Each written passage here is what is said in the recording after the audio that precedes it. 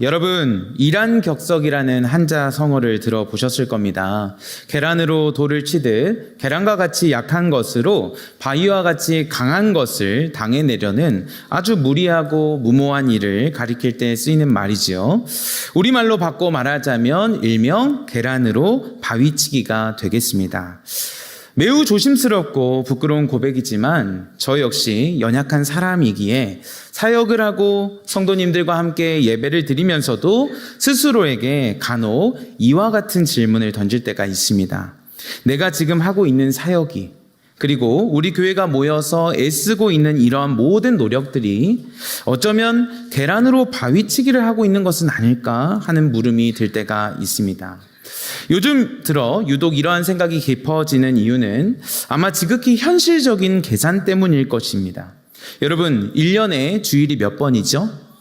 52주이죠. 그러니까 그 말은 즉슨 우리가 주일에 모여 함께 예배드리는 횟수도 1년에 52번이라는 말인데, 우리가 드리는 예배 시간을 아주 넉넉하게 잡아서 1시간이라고 친다면 우리가 1년 동안 하나님 앞에 모여 예배하고 말씀을 듣는 시간이 총 52시간이 된다라는 말이 될 것입니다.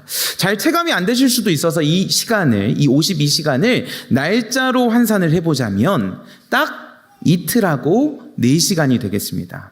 무슨 말입니까? 365일이라는 그 긴 시간 중에서 우리가 복음에 노출되고 하나님의 말씀을 들으며 그분의 성품과 뜻과 계획을 전해 듣고 또 고민하고 헤아려 보는 시간이 고작 이틀 남짓에 불과하다는 뜻이 되겠지요. 자, 그렇다면 여러분, 365일 중에 약 이틀이라는 시간이 여러분들에게는 어떻게 다가오십니까? 제가 맡은 청소년과 이 청년들을 기준으로 생각해 본다면 그들이 일상에서 학교나 학원의 수업을 듣고 또 공부만 하진 않기에 스마트폰을 통해 유튜브와 SNS를 들여다보기도 할 것이고, 여타 직장 동료나 친구들과 만나서 교제하는 모든 시간을 고려해 본다면 우리에게 주어진 이틀이라는 시간은 이른바 세상 문화에 노출되는 시간과 견주어 보았을 때 현저히 절대적으로 부족한 시간으로 보이지는 않으십니까? 더군다나 1년 365일을 시간으로 환산해 보면 8,760시간이 된대요. 8,760시간 중에 이틀하고 4시간이니까 총 52시간인 거죠. 비율로 따져보면 어림잡아 168분의 1인 겁니다. 게다가 동계, 학예 수련회, 그리고 지금 오늘 우리가 드리는 수요 예배와 금요 집회를 다 긁어 모아 넉넉히 합쳐본들 우리가 말씀에 노출되는 시간은 1년에 다 합쳐도 겨우 일주일 남짓밖에 되지 않아요. 총 168시간밖에 되지 않습니다. 그러나 성도 여러분, 좀 냉정하게 말해서 수련회나 수요 예배, 금요 기도회를 우리 모두가 다 전부 참여하지는 않잖아요. 피치 못할 사정들을 고려한다면 현실적으로 우리가 하나님 말씀 앞에 머무는 시간은 1년에 겨우 2% 남짓에 불과하다는 사실이고, 다시 말해 겨우 2%의 시간으로 98%라는 거대한 세상의 유혹과 세속적 메커니즘과 흐름을 이겨내야 하는 사명이, 또 책임이 저와 여러분들에게 있는 거죠. 그러니 사랑하는 여러분, 어떠십니까? 서두에 제가 나눠드린 질문처럼 우리가 하는 사역이, 또 노력이 마치 계란으로 바위 치는 듯한 무기력함으로 여겨질 수도 있지 않으시겠냐는 거죠. 물론 압니다. 우리 하나님은 참으로 전지전능하신 분이셔서 비록 2%밖에 되지 않는 그 짧은 시간과 열악한 환경 속에서도 우리를 만나주시는 분이시고, 오늘 여러분들과 같이 귀한 성도들을 이곳에 세우셨을 뿐만 아니라 또 이 땅 위의 그루터기들을 통해 오늘날까지 하나님 나라를 존속 주관해 오셨음을 너무나도 저는 잘 알고 있습니다. 그러나 제가 오늘 여러분과 함께 나누고 싶은 현실적인 고민은 하나님의 전능하심을 못 믿겠다는 것이 아니라 우리가 세상에서 느끼는 막막함이라든지 두려움, 어쩌면 계란으로 바위치는 듯한 이런 무리함과 무모함을 느끼는 것이 어쩌면 당연할 만큼 느껴지는 이유가 절대적인 시간의 결핍 때문이라는 것을 꼽고 싶은 것이고, 이에 우리가 복음에 노출되는 시간이 너무나도 부족하다는 이 현실을 짚어보고 싶은 것입니다. 한 가지 예시로 간혹 교회에 나오지 않는 자녀들을 보시면서 이 성도들께서 자주 하시는 말씀들이 있으시죠. 아이고 목사님, 요즘 우리 애가 머리가 커져서 교회에 안 나와요. 여러분 정말 이 말이 사실이라고 믿으십니까? 정말 그 아이의 논리대로라고 한다면 역으로 여기 계신 성도님들께서는 머리가 작아서 지적으로 배움의 그릇이 모자라서 신앙을 오랫동안 유지하고 계시는 겁니까? 아니죠. 결코 아닙니다. 이것은 한 개인의 지능이나 능력의 문제라기보다는 오히려 어쩌면 세상에 노출되는 시간과 접점에 비해 복음에 노출되는 시간과 접점이 너무나도 현저히 부족하다는 것 때문일 수 있다는 점을 말씀드리고 싶은 거예요. 지극히 현실적인 예로 여러분들의 자녀들 중에서 학교에서 배우는 교과목의 정보가 잘못되었을 것이라고 의심한다거나 선생님이 나에게 거짓된 것을 가르칠 것이라고 의심하며 학교에 가는 아이가 있습니까? 없잖아요. 한 인간에 불과한 선생님이 가르치는 정보나 세상의 지식에 대해서는 단 한 번도 이상하게 여기거나 의심해 본 적이 없는데 어째서 유독 교회에만 오면 하나님께 대해서만큼은 그토록 어색해 여기고 의심해하며 거부감을 느끼는 걸까요? 물론 여러 이유가 있겠지만 저는 적어도 오늘 서두에 나눠본 것처럼 바로 복음에 노출되는 접점 대비 세상에 노출되는 접점이 압도적으로 커서 물리적으로 너무나도 커서 자신도 모르는 사이에 세상이 전하는 정보와 가치관에 물들기 시작하는 것이고 무의식적으로 그것을 자연스럽게 받아들이는 게 사실이자 오늘날의 현실이지 않겠냐는 거죠.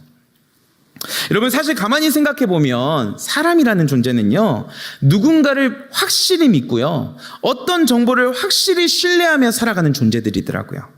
그런데 우리가 다 아시다시피 무언가를 향한 그 믿음과 신뢰라는 것이 어디 하루아침에 깨닫는다고 그냥 생기는 것들이 아니잖아요. 어디까지나 이 믿음과 신뢰라는 것이 생기기 위해서는 반드시 오랜 시간이 필요합니다. 오랜 시간이 필요합니다. 그래서 우리가 긴 인생을 살아가며 경험하듯 자녀가 부모를 깊이 신뢰하고 따르는 진짜 이유가 무엇입니까? 단순히 잘해줘서가 아니잖아요.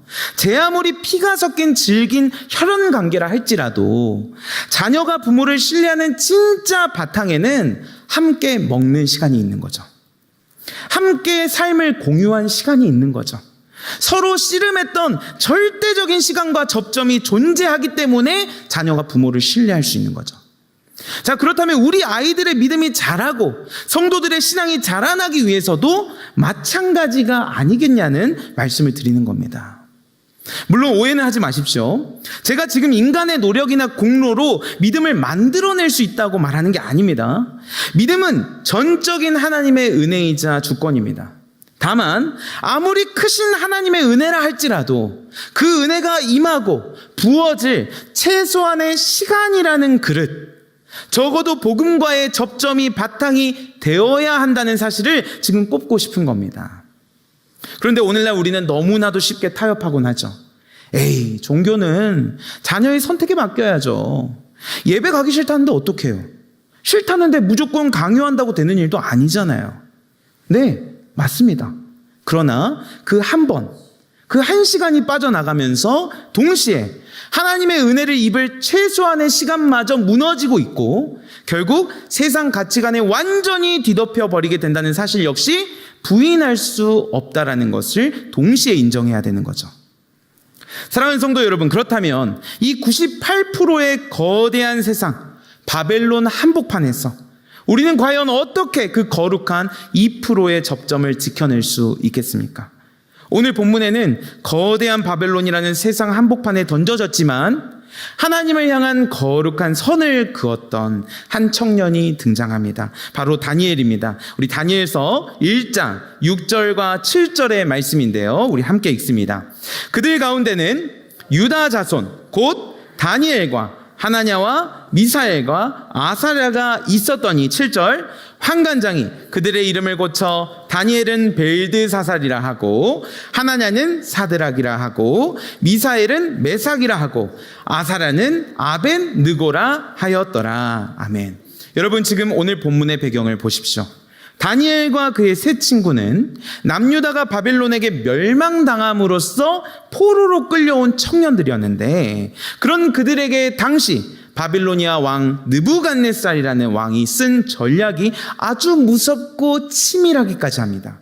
일명 동화 정책으로 그들의 이름을 바벨론 시군들의 이름으로 바꾸고 있는 것이고 바벨론의 학문과 언어를 가르치며 왕이 내리는 최고급 음식과 포도주를 먹게 하고 있어요.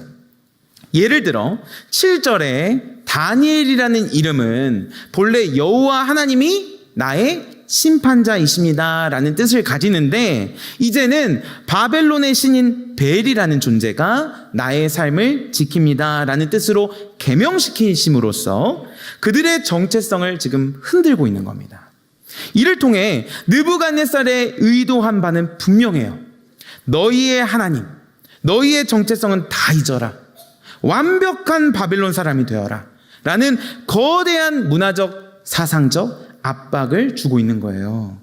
실제로 바벨론 왕은요 3년 동안 그들에게 최고 교육을 시켜서 자발적으로 충성할 수 있는 인재를 만들고자 했고요, 완전히 그들을 동화시키기로 지금 결심하고 있는 장면이 다니엘서 1장의 내용인 겁니다. 그래서 여러분 생각해 보십시오. 다니엘과 세 친구들이 할 수 있는 게 뭐가 있었겠어요? 아무것도 없죠.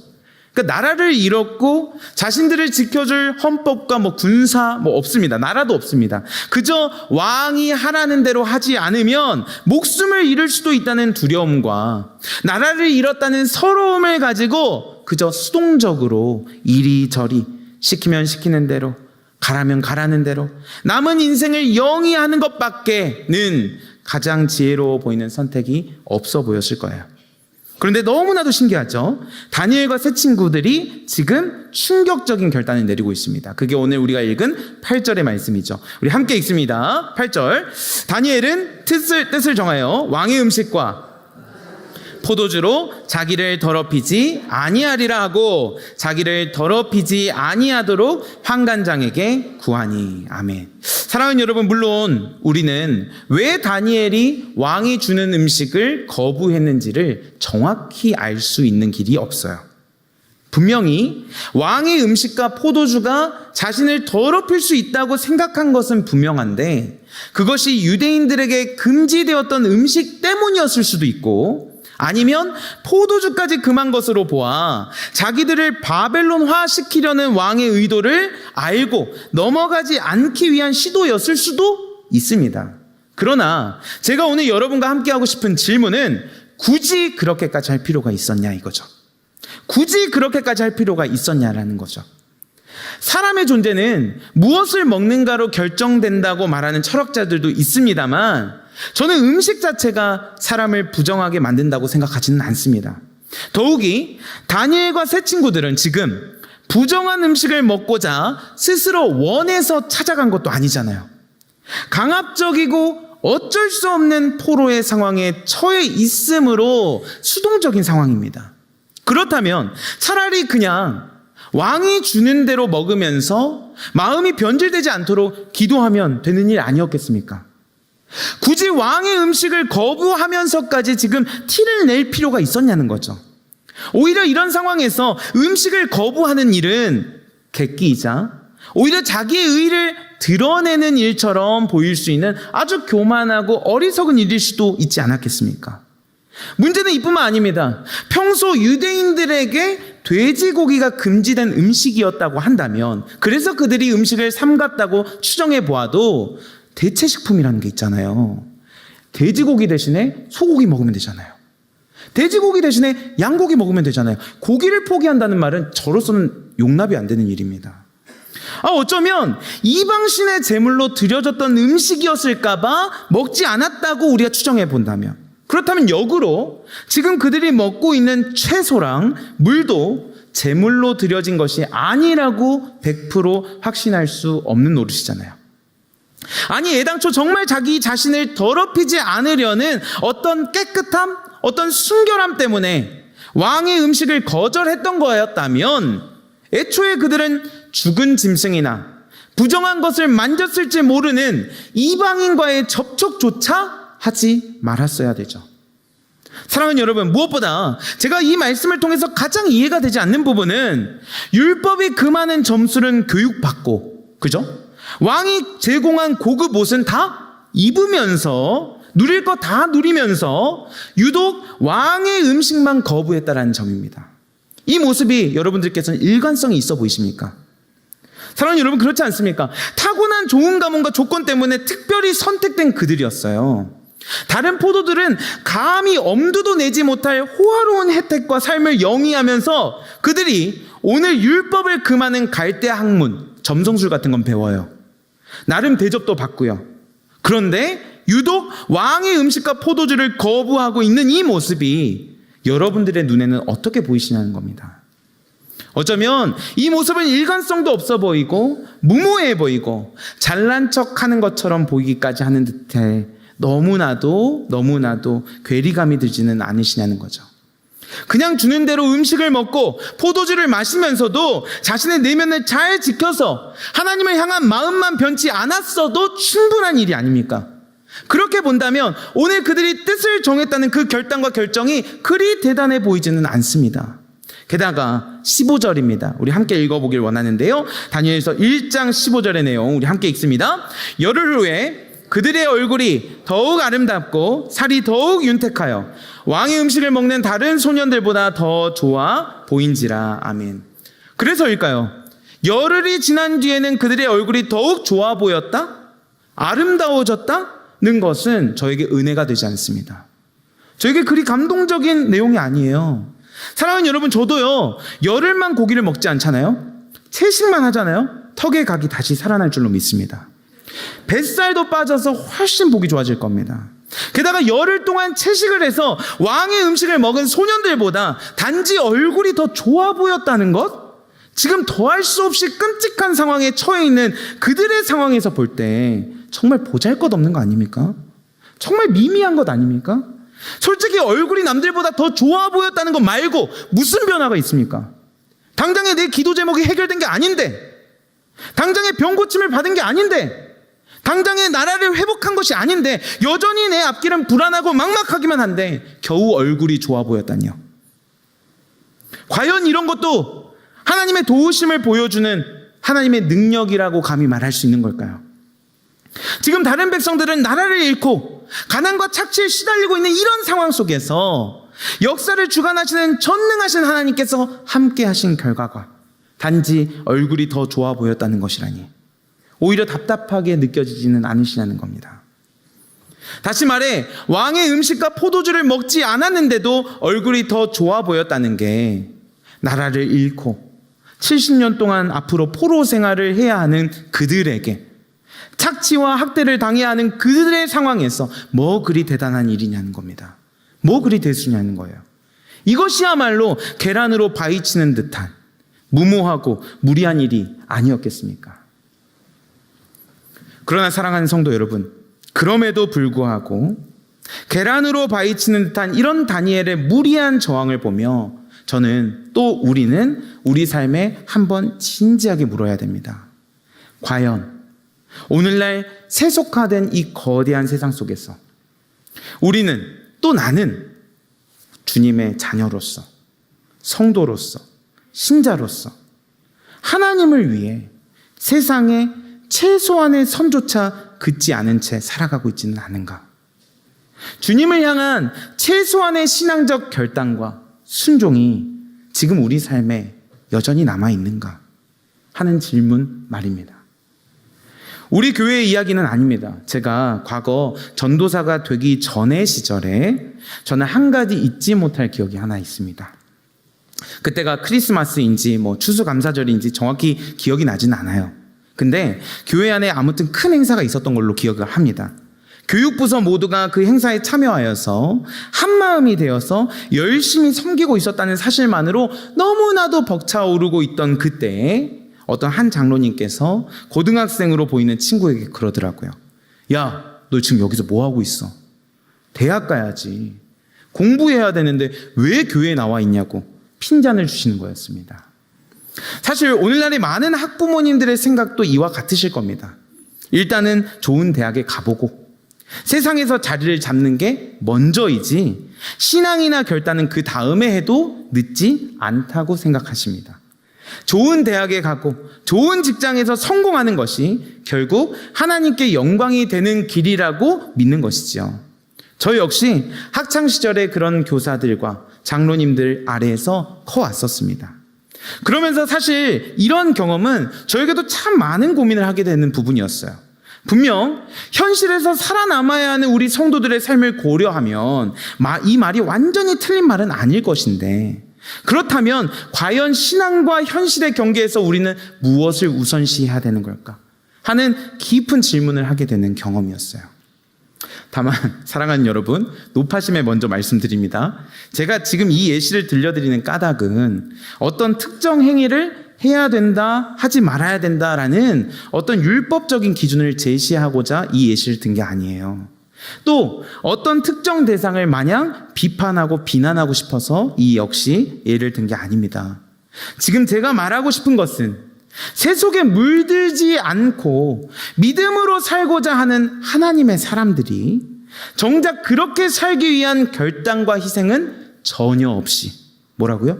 전혀 없이 하나님 앞에 뜻을 정하는 일을 끊임없이 유보하고 연기하고 미루는 그 애매한 현실을 꼬집고 싶은 겁니다. 어쩌면 오늘날 그리스도인들의 가장 큰 문제는 하나님의 사람이라는 자기의 정체성을 보일 수 있는 그 어떠한 분명한 선도 긋지 않으려고 하는 것이고, 전혀 노력조차 하지 않고 있다는 것이고, 오히려 티내서는 안 된다고 배워오는 것입니다. 어차피 자꾸 넘어지기 때문에 소용이 없다고 말하는 것이고요. 어디서부터 어떻게 선을 그어야 할지 모르겠다고 말하고 있는 것이고요. 지금은 상황이 좋지 않아서 너무 힘들어서 순종할 수 없다고 말하는 것이고요. 아니, 아직 어려서 아니라고, 때가 이르다고 말하고 있는 것이고요. 왜 꼭 그래야만 하느냐고 연기하고 유보하고 끊임없이 미루고 있는 것 아니냐는 겁니다. 그렇게 우리는 그 어떤 신앙적인 결단도 스스로 내리려 하고 있지 않으려는지 모릅니다. 하긴 그래서 그런지 몰라도 요즘 시대가 무엇이든 쉽게 결정하지 못하는 시대임에는 틀림이 없는 것 같습니다. 트렌드 코리아라는 책에 따르면요, 한국 사회가 점점 더 심각한 햄릿 증후군에 시달릴 것이라고 전망하더라고요. 작은 것 하나조차 쉽게 결정하지 못하고 끊임없이 망설이는 현상을 가리키는 말을 가리켜 햄릿 증후군이라고 하는데, 참 안타까운 것은 이런 결정 장애가 신앙의 영역에서도 똑같이 나타나고 있다는 겁니다. 혹자는 선택지가 너무 많아졌기 때문에 결정을 내리기가 어려워졌다고 말합니다만, 저는 그렇게 생각하지 않아요.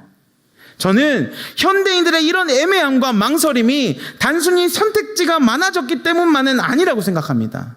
어쩌면 우리가 무엇 하나 분명하게 결정하지 못하는 보다 더 근본적인 이유는 우리 인생의 궁극적인 목적을 점점 편리함과 자기 만족에 두려는 시도 때문인지 모르겠어요. 무엇이 옳은가라기보다 무엇이 나에게 편한가를 먼저 묻게 된 세상, 무엇이 하나님을 기쁘시게 하는가를 헤아리기보다 무엇이 내 삶을 덜 불편하게 하는가를 먼저 계산하는 아주 지극히 자기중심성 때문이라고 생각합니다. 그러다 보니 모든 선택의 중심에는 결국 나만 남는 거죠. 내 것을 지키고 싶고 내 편안함을 포기하고 싶지는 않고 내 안락함을 흔들고 싶지 않기 때문에 신앙의 영역에서도 끝없이 계산하고 망설이고 결단을 뒤로 미루게 되는 것이 사실인 거죠. 사랑하는 성도 여러분, 어쩌면 바로 이것 때문에 오늘 우리의 삶 속에서는 살아계신 하나님의 임재와 신앙의 능력이라고 하는 것이 점점 희미해져 가고 있는 것은 아닙니까? 세상은 그리스도인들의 삶을 통해서 자꾸 말해요. 정말 하나님이 살아계셔? 우리에게 물어요. 정말 너희의 인생을 하나님이 인도하시고 다스리고 계셔?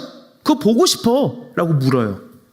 근데 정작 교회와 성도가 하나님의 말씀 때문에 무언가를 포기해 본 적이 없어요. 하나님의 말씀에 자신의 인생을 걸어본 적도 없어요. 어떻게 우리 삶을 통해 하나님의 실제하심이 드러난다고 이야기할 수 있겠습니까? 어쩌면 오늘 교회가 겪고 있는 가장 큰 위기는 하나님이 존재하지 않느냐 있느냐가 문제가 아니라 하나님을 믿는다고 고백하는 우리의 삶 속에서 하나님이 더 이상 실제처럼 보이지 않는 가장 큰 위기를 겪고 있다는 것을 꼭 말씀드리고 싶은 겁니다. 그렇게 사랑하는 성도 여러분, 오늘 본문을 다시 보십시오. 오늘 본문이 오늘 이 시대에 너무나도 중요한 말씀이라고 생각이 들어져요. 오늘도 머뭇거리고 결단을 유보하는 우리에게 성경은 왜 다니엘서 1장을 통해서 이 보잘것없어 보이는 이 결단과 행동을 멈추지 않았는가를 완전히 다른 차원에서 증언하고 있다고 생각하는데요. 우리 1장 8절의 말씀을 우리 다시 한번 읽어보도록 하겠습니다. 큰 소리로 읽겠습니다. 시작. 다니엘은 뜻을 정하여 왕의 음식과 그가 마시는 포도주로 자기를 더럽히지 아니하리라 하고 자기를 더럽히지 아니하도록 환관장에게 구하니. 아멘. 사랑하는 여러분, 다니엘이 지금 뜻을 정했다라는 이 말은 어떻게 해야 내 삶이 더 윤택하고 안전할까를 계산한 결과가 아니죠. 다시 말해 철저히 나를 지키기 위한 뜻이 아니라 하나님과의 신실한 언약에 기반하여 내린 결단의 단어죠. 그래서 곧바로 이어지는 단어 보이십니까? 자기를 더럽히지 아니하리라 인 거예요. 그러니까 레위기적 정결 언어를 지금 사용함으로써 오늘 뜻을 정했다는 것이 하나님과의 언약을 기반으로 한 예배적 행위였음을 밝히고 있는 겁니다. 다시 말해 다니엘은 거대한 바벨론 한복판에서 나는 누구의 소유인가, 나는 어디에 속해 있는가 라는 거룩한 정체성을 확인하고자 뜻을 정하고 있는 것입니다. 물론 그렇다고 해서 다니엘이 내린 결단이 막 거창하거나 세상을 뒤엎을 만한 위대한 것은 아니었죠. 우리 읽진 않았지만 12절을 보세요. 고작 열흘 동안 채소와 물만 먹겠다는 소박한 결단이었습니다.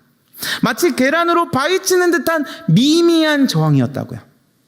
그러한 저항이었음에도 그는 이 작은 결단을 통해 나는 하나님께 속한 자예요, 이걸 고백하고 싶었던 거예요.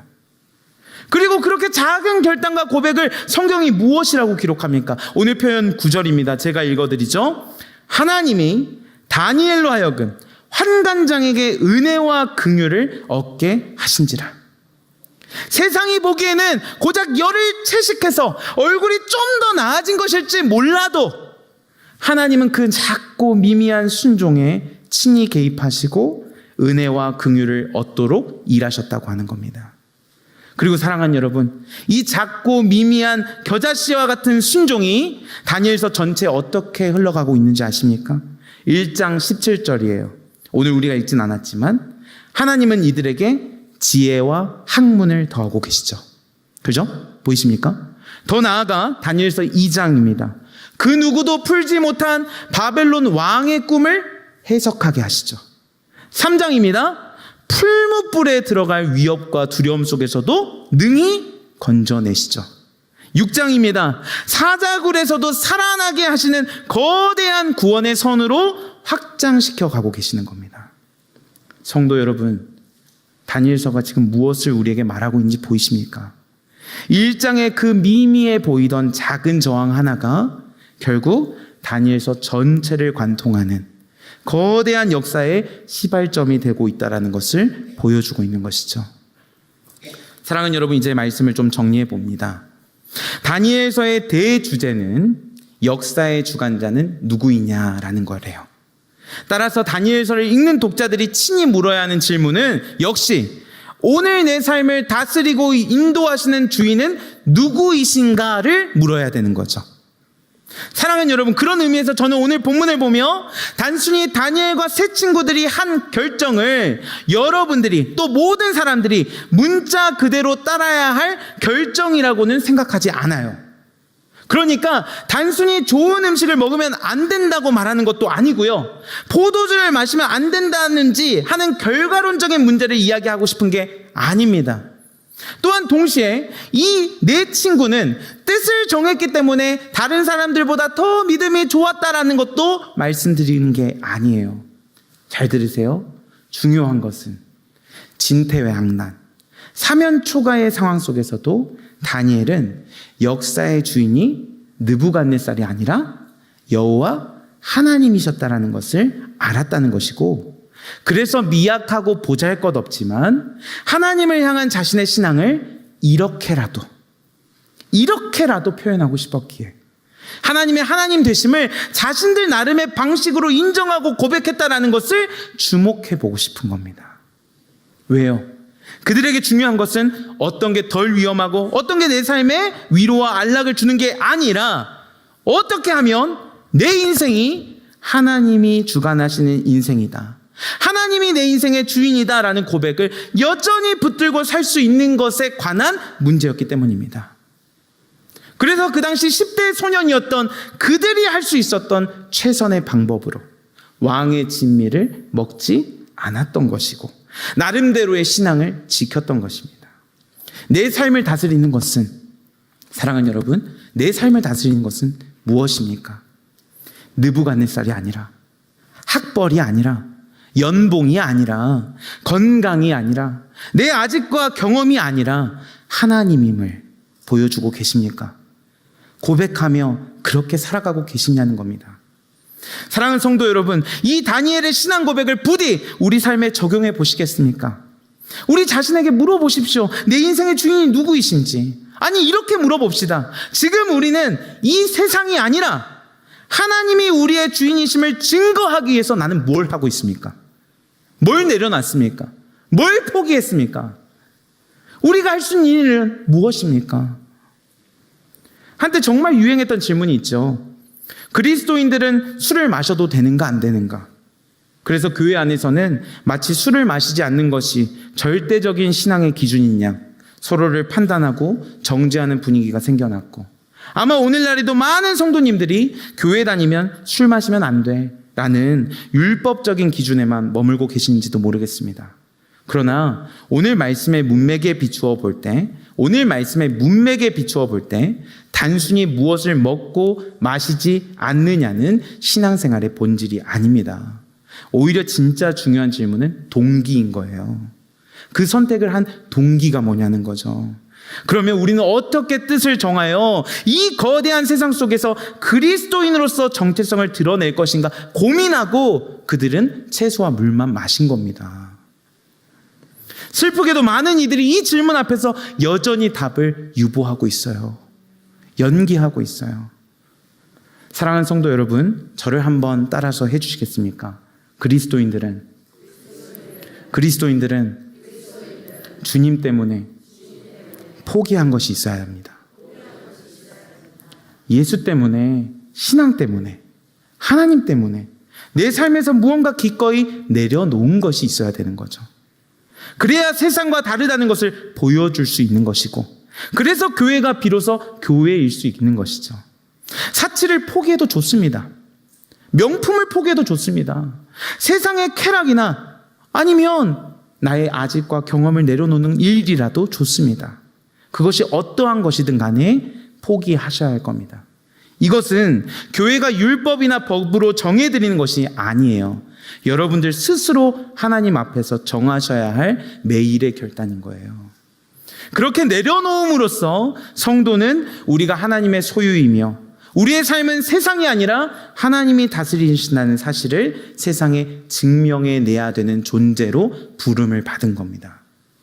안락함에 너무 익숙해진 채 모든 결단을 망설이면서 너무 율법적이다, 현대인의 삶의 방식에 어울리지 않는다, 어떻게 그렇게 사느냐라고 변명하는 것은 결국 자기 합리화이자 타협일 뿐임을 잊지 말아야 되는 겁니다. 다니엘이 왕의 음식을 포기함으로써 당장에 얻은 결과는 그저 얼굴이 조금 윤택해 보였다는 것 정도였습니다. 맞습니다. 인정합니다. 겉보기에는 그리 대단한 승리도 아니었고요. 어쩌면 세상 사람들은 눈치조차 채지 못했을 작은 일이었을 겁니다. 그러나 우리는 이미 보았죠.